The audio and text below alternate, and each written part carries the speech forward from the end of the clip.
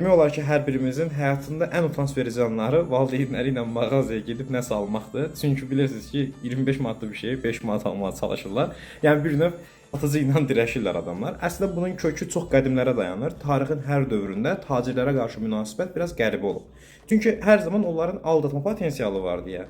Bizimkilər, yəni bizim valideynlərimizdən tut bütün bəşəriyyət, onlara qarşı xüsusi bir nifrətləri olub. Məsəl üçün fransızlara baxırıq, yaponlara baxırıq, Hindistana baxırıq, Çinə baxırıq, türk atalar sözlərinə baxırıq.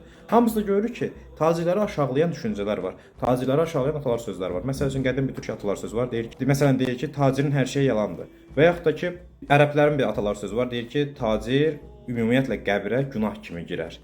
Və yaxud da orta əsr Avropa xristian cəmiyyətlərində tacirlərlə bağlı belə bir fikir var idi ki, nə etsələr də Tanrı onları sevməz. Fransızlarda da bu tip atalar sözləri var. Nəyə görə bu adamlara bu qədər qızıq var? İlk olaraq insan beyni belə düşünür, ədalət prinsipi ilə. Düşünür ki, o adamlar nəsə alıb satırsa, burada bir əməksiz bir qazanc olur. Yəni adamlar çox çalışmadan bir şey qazanırlar. Ona görə istərsiniz insanlar birinci olaraq qarşı qızıq duyur. Bu tip bizdə deyil, şempanzelərdə belə bu ədalət anlayışı formalaşıb. İkinci əsas detal onların xarici edib gəlməsi. Yəni fərqli cəmiyyətlərə gedirlər, fərqli şəhərlər görüb gəlirlər də insanlar istərseniz onları yad, təhlükəli kimi görür. Ona görə də tacirlərlə bağlı həmişə mənfi fikirlər olub.